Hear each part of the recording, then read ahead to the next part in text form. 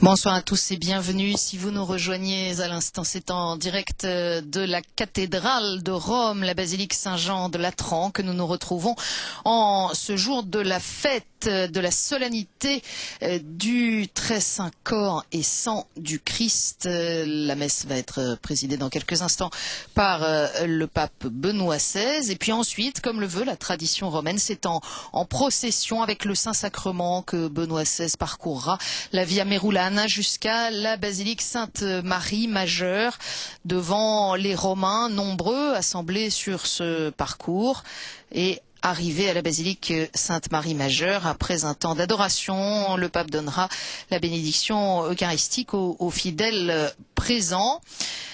C'est donc la fête Dieu qui sera fêtée dans la plupart des pays dimanche prochain, qui est célébrée aujourd'hui au Saint-Siège, au Vatican, et dans la ville de Rome et en Italie. Cette fête du Saint-Sacrement qui nous vient de Belgique, elle fut célébrée à Liège pour la première fois, c'était en 1246.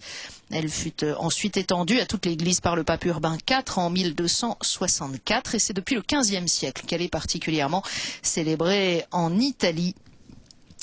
Quant à la tradition de cette longue procession romaine, la procession est ancienne, mais son tracé actuel date du XVIe siècle, et c'est précisément pour relier la basilique Saint-Jean de Latran à Sainte-Marie majeure que le pape Grégoire XIII a fait percer la Via Merulana qui relie ces deux basiliques. Cette procession a été interrompue au cours de l'histoire, momentanément. C'était en 1870, au moment de l'entrée des Italiens dans Rome, lorsque le pape s'est retiré au Vatican, et c'est une tradition qui a été reprise par Jean-Paul II en 1979, dès la première année de son pontificat. Voilà donc quelques informations sur cette procession qui suivra la messe célébrée par le pape. Procession du Saint-Sacrement qui connaissent un renouveau un peu partout à travers le monde, et en France également, dans un grand nombre de diocèses. Alors cette fête du Saint-Sacrement du corps et du sang du Christ, elle commémore l'institution du sacrement de l'Eucharistie, et elle nous appelle à en approfondir le sens, la place dans notre vie. C'est la célébration de ce Dieu d'amour qui se révèle en donnant son corps et son sang.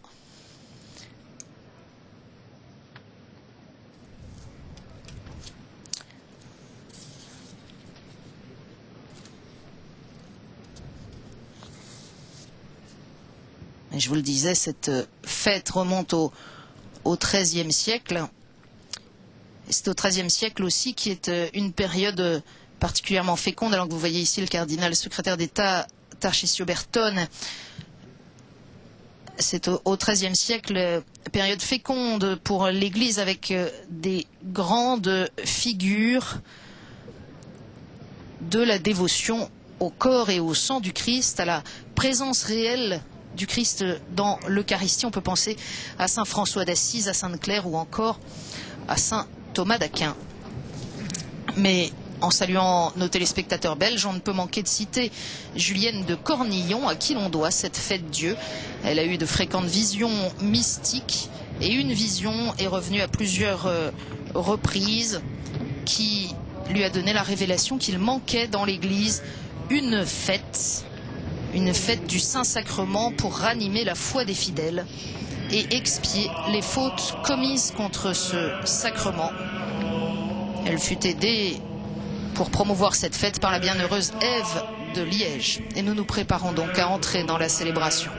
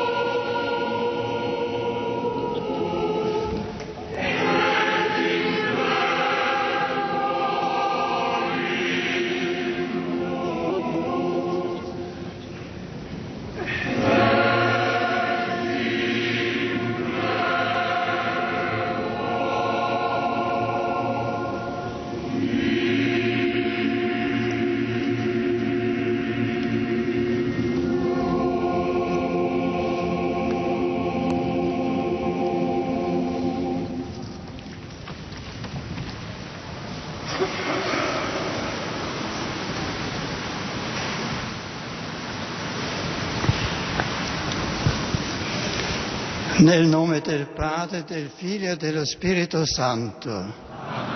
La pace sia con voi. Fratelli, per celebrare degnamente i santi misteri, riconosciamo i nostri peccati.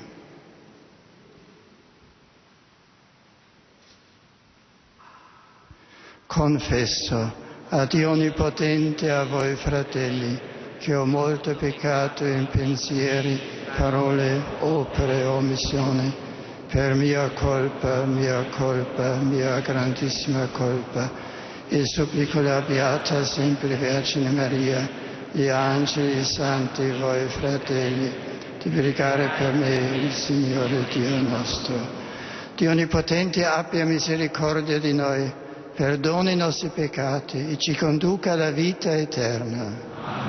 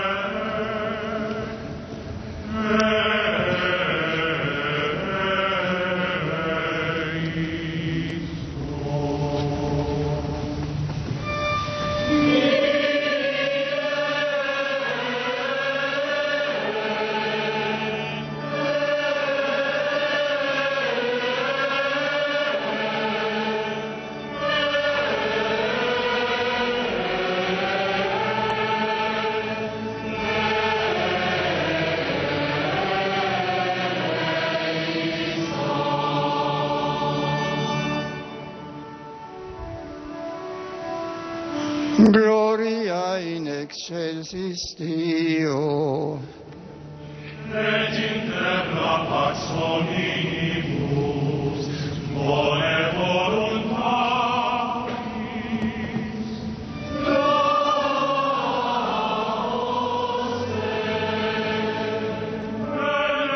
benedicimus te.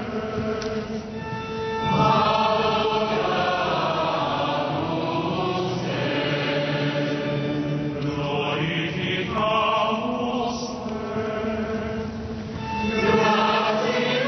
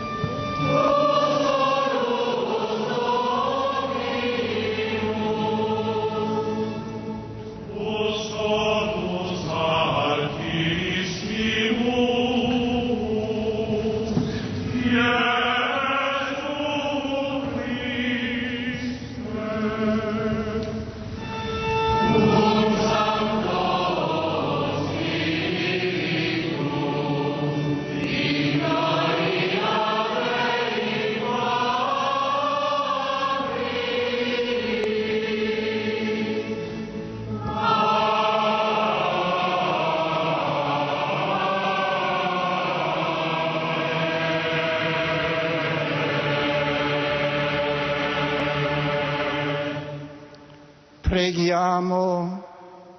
Signore Gesù Cristo, che nel mirabile sacramento dell'Eucaristia ci hai lasciato il memoriale della tua Pasqua, fa che adoriamo con viva fede il santo mistero del tuo corpo e del tuo sangue, per sentire sempre noi i benefici della redenzione.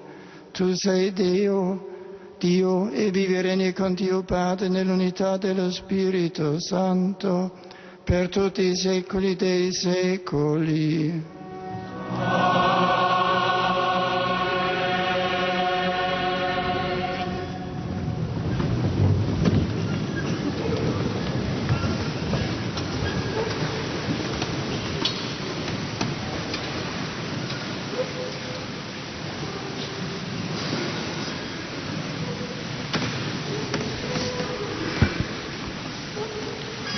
Dal libro del Deuteronomio. Mosè parlò al Lecture du popolo livre du dicendo: Deutéronome. Ricordati Moïse disait au di peuple tutto il d'Israël: cammino che il Souviens-toi Signore de la tuo longue Dio marche que tu as ti ha faite fatto pendant 40 percorrere in années dans le questi désert. 40 anni nel deserto per umiliarti Le Seigneur, e ton Dieu, metterti alla te l'a prova, imposé pour te faire per connaître sapere la quello che pauvreté. avevi nel cuore, Il voulait t'éprouver se tu et savoir ce avresti que tu as dans le osservato cœur. o no Est-ce que i tu allais suoi garder ses comandi. commandements? Oui ou non? Egli dunque ti ha umiliato, Il t'a fait connaître la ti ha pauvreté. fatto provare la fame, Il t'a fait sentir la faim. poi ti ha nutrito di Et il t'a manna donné à manger la che manne, tu non conoscevi cette nourriture e que che i ni tuoi toi padri ni non tes pères avevano n'aviez mai connue, conosciuto, pour te per faire farti découvrir capire que che l'uomo l'homme non ne vive vit pas seulement soltanto de di pain, pane, mais de ma che tout ce qui l'uomo vient vive di de la quanto bouche du esce Seigneur. dalla bocca del Signore. Non dimenticare il N'oublie Signore pas tuo le Dio, Seigneur ton Dieu, che ti ha fatto qui t'a uscire fait dalla terra sortir du pays d'Egitto, d'Égypte, dalla de la maison condizione d'esclavage. servile, che ti ha condotto per C'est lui questo qui t'a fait deserto traverser ce désert grande vaste e et terrifiant, spaventoso, luogo di pays des serpenti serpents brûlants velenosi et des e di scorpions, scorpioni, pays de terra la assecata, sécheresse et de la senza soif. acqua, che ha fatto sgorgare C'est lui per qui te pour toi a fait l'acqua dalla jaillir roccia l'eau de la durissima, roche la plus dure. che nel deserto C'est lui qui dans ti ha le désert nutrito di manna, t'a donné la manne, cette sconosciuta ai nourriture tuoi padri. inconnue de tes pères. Verbum Domini.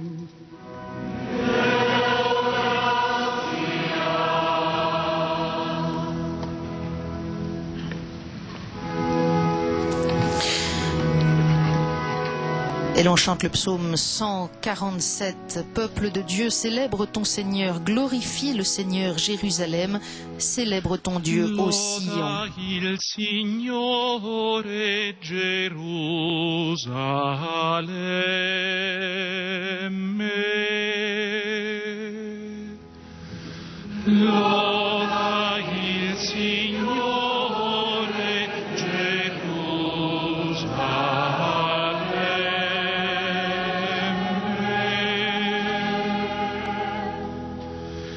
Celebra il Signore Gerusalemme, loda il tuo Dio Sion, perché ha rinforzato le sbarre delle tue porte in mezzo a te,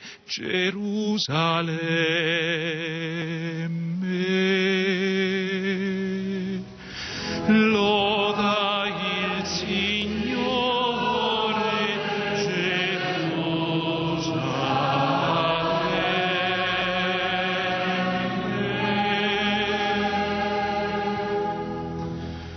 Egli mette pace nei tuoi confini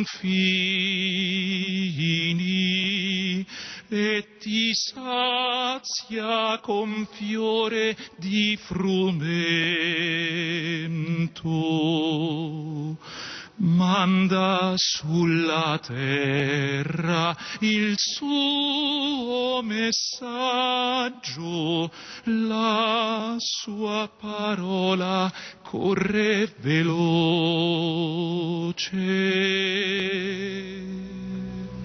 Loda il Signore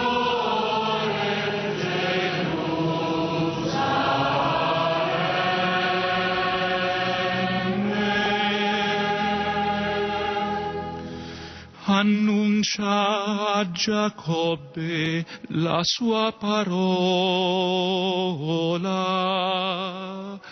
i suoi decreti a Israele.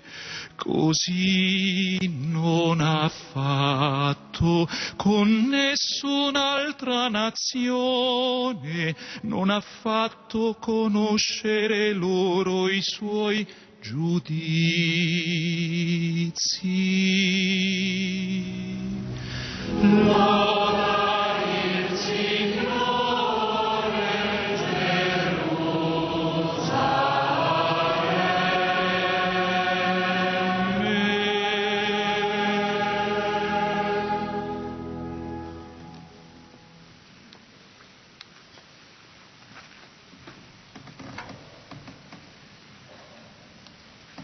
Dalla prima lettera di San Paolo Apostolo ai Corinzi. Lecture de la première lettre de Saint Paul apôtre aux Il Corinthiens. calice della benedizione che La noi coupe d'action de benediciamo grâce que nous bénissons, non è forse n'est-elle pas communion au sangue corps, di au Cristo? sang du Christ? E il pane Le che pain noi que nous spezziamo rompons, non è forse n'est-il pas communion con il au corpo corps di du Christ? Poiché vi è un solo pane, Puisqu'il y a noi un seul pain, siamo, la benché multitude que nous molti, sommes un est solo un seul corpo. corps, Tutti, car nous avons infatti, tous part partecipiamo à un seul pain. all'unico pane.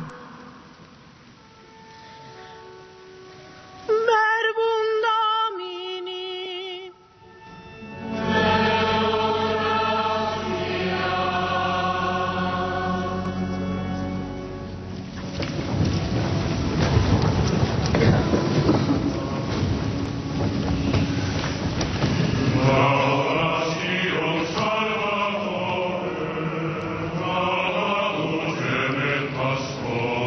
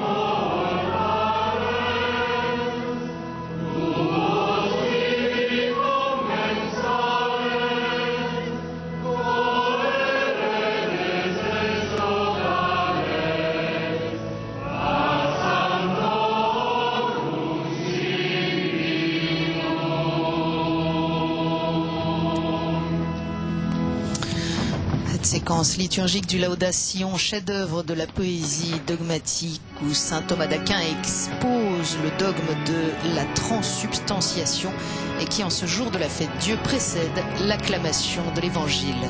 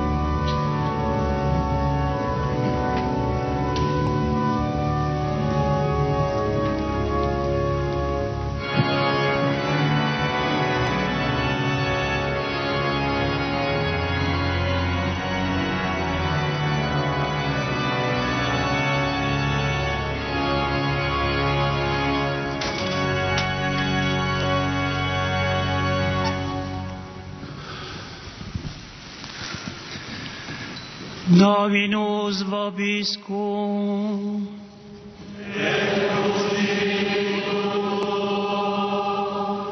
Lectio Sancti Evangelii secundum Ioannem.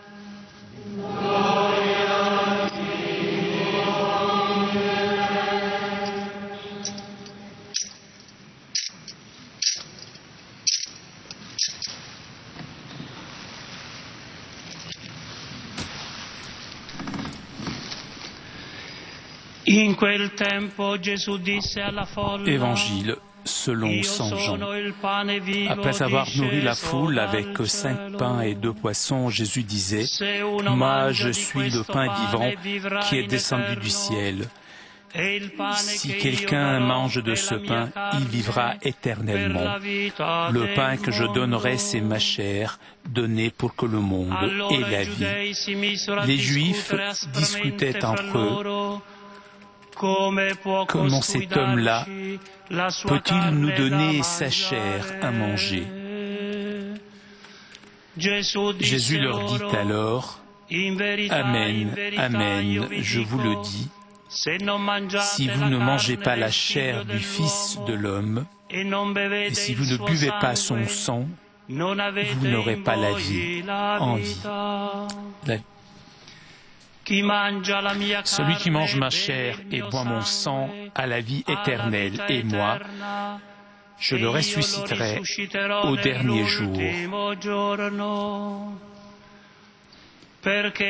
En effet, ma chair est la vraie nourriture, et mon sang est la vraie boisson.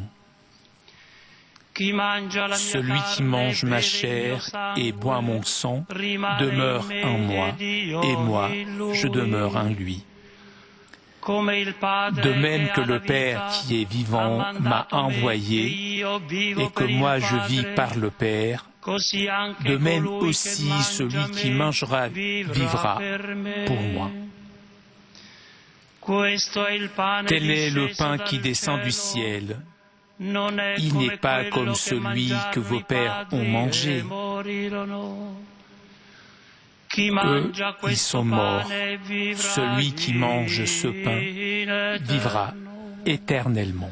Verbum Domini.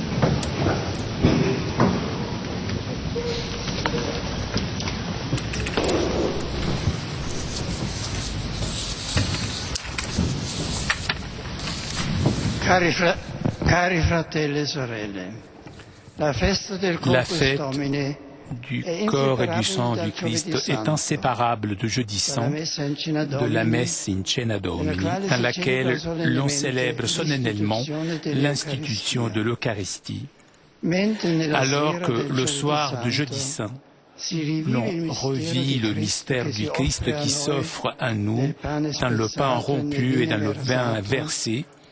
Aujourd'hui, à l'occasion du corps et du sang du Seigneur, ce même mystère est proposé à l'adoration et à la méditation du peuple de Dieu. Le Saint-Sacrement est porté en procession dans les rues de la ville et des villages pour manifester que le Christ ressuscité marche avec nous et nous conduit vers le royaume des cieux. Ce que Jésus nous a donné dans l'intimité du Cénacle, aujourd'hui, nous le manifestons ouvertement, puisque la mort du Christ n'est pas réservée à quelques-uns, mais elle est destinée à tout le monde. Dans la messe in cena Domini du jeudi dernier, j'ai souligné que dans l'Eucharistie advient la transformation des dons de cette terre, le pain et le vin, dans le but de transformer notre vie et inaugurer ainsi la transformation du monde. Ce soir, je voudrais reprendre cette perspective. Tout commence, l'on pourrait dire, du corps du Christ, qui dans la dernière scène, la veille de sa passion, a remercié et loué Dieu. Et ainsi faisant, avec la puissance de son amour, a transformé le sens de la mort à laquelle il était destiné. Le fait que le sacrement de l'autel ait pris le nom de Eucharistie, rendement de grâce, exprime justement ceci, que le changement de la substance du pain et du vin dans le corps au sein du Seigneur est le fruit du don que le Christ a fait de soi-même, don d'un amour plus fort que la mort, amour divin qu'il a fait ressusciter d'entre les morts. Voilà pourquoi l'Eucharistie est nourriture de vie éternelle, pain de la vie. Du corps du Christ, de sa prière eucharistique, à la veille de sa passion, jaillit cette dynamique qui transforme la réalité dans ses dimensions cosmiques, humaines et historiques. Tout vient de Dieu, dans la toute-puissance de son amour un et un, incarné en Jésus. De cet amour est né le cœur du Christ, dont il s'est remercié Dieu, loué Dieu, même face à la trahison et à la violence. Et de cette façon, on change les choses, les personnes et le monde. Cette transformation est possible grâce à une communion plus forte de la division, la communion de Dieu lui-même. Le mot communion que nous utilisons aussi pour désigner l'Eucharistie résume à elle la dimension verticale et celle horizontale du don du Christ. Cette parole est belle et éloquente aussi l'expression de recevoir la communion en faisant référence à l'acte de manger le pain eucharistique. En effet, lorsque nous réalisons cet acte, nous rentrons en communion avec la vie même de Jésus, dans la dynamique de cette vie qui se donne à nous et pour nous. De Dieu, par Jésus, jusqu'à nous, une unique communion se transmet dans la Sainte Eucharistie. Nous venons de l'entendre dans la deuxième lecture des paroles de l'apôtre Paul adressées aux chrétiens de Corinthe. La coupe d'action de grâce que nous bénissons n'est pas communion au sein du Christ. Le pain que nous rompons n'est-il pas communion au corps du Christ? Puisqu'il y a un seul pain, la multitude que nous sommes est un seul corps, car nous avons tous part à un seul pain.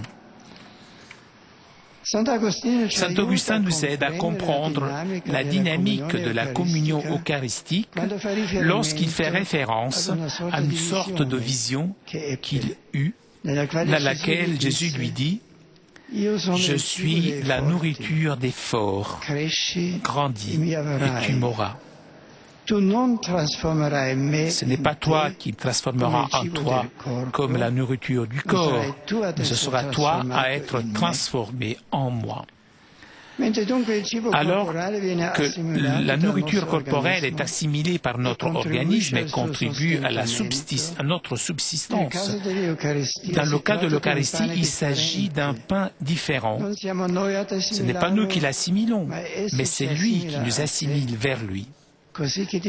Et nous devenons donc conformes au Christ, membres de son corps, une seule chose avec lui.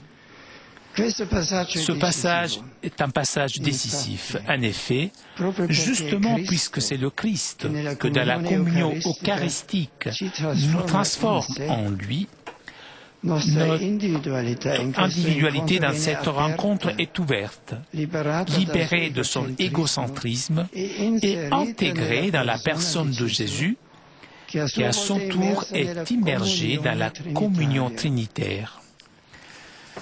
Donc l'Eucharistie, alors qu'il nous unit au Christ, nous ouvre aussi aux autres, nous rend des membres les uns des autres. Nous ne sommes plus divisés, mais nous sommes une seule chose en lui. La communion eucharistique m'unit à la personne que j'ai à mes côtés et avec lesquelles peut-être je n'ai même pas un bon rapport, mais aussi à mes frères éloignés dans le monde entier. D'ici, de l'Eucharistie découle donc le sens profond de la présence sociale de l'Église, comme cela est témoigné par les grands saints sociaux qui ont été toujours des grandes âmes eucharistiques. Celui qui reconnaît Jésus dans l'hostie sainte le reconnaît aussi dans son frère qui souffre, qui a faim, qui a soif, qui est étranger, nu, malade, prisonnier. Il est attentif à chaque personne, il s'engage de façon concrète envers tous ceux qui sont dans le besoin. Du don d'amour du Christ vient donc notre responsabilité spéciale de chrétiens dans la construction d'une société solidaire, juste, fraternelle. Surtout dans notre époque où la globalisation nous rend toujours plus dépendants les uns des autres, le christianisme peut et doit faire en sorte que cette unité ne se construise pas sans Dieu, c'est-à-dire sans le véritable amour, qui laisserait la place à la confusion, à l'individualisme, à l'abus de tous contre tous. L'Évangile vise depuis toujours l'unité de la famille humaine, une unité qui n'est pas imposée de l'extérieur, ni d'intérêt idéologique ou économique, mais elle est imposée par le sens de responsabilité des uns vers les autres, puisque nous nous reconnaissons membres d'un même corps, du corps du Christ, puisque nous avons appris et nous apprenons constamment du sacrement de l'autel que le partage, l'amour est le chemin de la véritable justice. Revenons maintenant à l'acte de Jésus dans la dernière scène. Qu'est-il advenu à ce moment, lorsqu'il dit « Voici mon corps que j'ai donné pour vous ». Voici mon sang que j'ai versé pour vous et pour la multitude. Que se passe-t-il? Jésus, dans ce geste, anticipe l'événement du calvaire. Il accepte par amour toute la passion et avec sa souffrance, sa violence, jusqu'à la mort de croix. Et l'acceptant de cette façon, il la transforme dans un don. C'est la transformation dont le monde a le plus besoin, puisqu'il le rachat de l'intérieur, le ouvre aux dimensions du royaume des cieux. Mais ce renouveau du monde, Dieu veut le réaliser toujours par le même chemin suivi par le Christ, ce chemin même qui est lui-même. Il n'y a rien de magique dans le christianisme. Il n'y a pas de raccourci, mais tout passe par la logique humble et patiente du grain de blé qui se rompt pour donner la vie. La logique de la foi qui déplace les montagnes avec la force douce de Dieu. Pour cela, Dieu veut continuer à renouveler l'humanité, l'histoire et le cosmos, avec cette chaîne de transformation dont l'Eucharistie est le sacrement. Grâce au pain et le vin consacré, où est réellement présent son corps et son sang, le Christ nous transforme, nous assimilant à lui, nous implique dans son œuvre de rédemption, nous rendant capables, par la grâce du Saint-Esprit, de vivre selon sa même logique de don, comme des grains de blé unis à lui et en lui. Comme ça, l'on sème et mûrissent dans les sillons de l'histoire l'unité et la paix, qui sont l'objectif pour lequel nous nous efforçons selon le dessein de Dieu. Sans illusion, sans utopie idéologique, nous marchons dans les chemins du monde, portant en nous le corps du sang du Seigneur, comme la Vierge Marie dans le mystère de la Visitation. Avec l'humilité de nous savoir être que des grains de blé. Et nous gardons la certitude que l'amour de Dieu incarné dans le Christ est plus fort que le mal, que la violence, que la mort. Nous savons que Dieu prépare pour tous les hommes des cieux nouveaux et une terre nouvelle où régneront la paix et la justice. Et dans la foi, nous apercevons le monde. Dans la foi, nous apercevons le monde nouveau qu'à la nouvelle patrie. Même ce soir, alors que le soleil se couche sur notre ville de Rome bien-aimée, nous nous mettons en marche. Avec nous, il y a le Jésus Eucharistie, le ressuscité, qui a dit « Je suis avec vous tous les jours jusqu'à la fin du monde ». Merci Seigneur Jésus. Merci pour ta fidélité qui soutient notre espérance. Reste avec nous, puisque le soir tombe. Bon pasteur, véritable pain ô Jésus, aie pitié de nous, nourris-nous, défends-nous, conduis-nous vers les biens éternels dans la terre des vivants. Amen.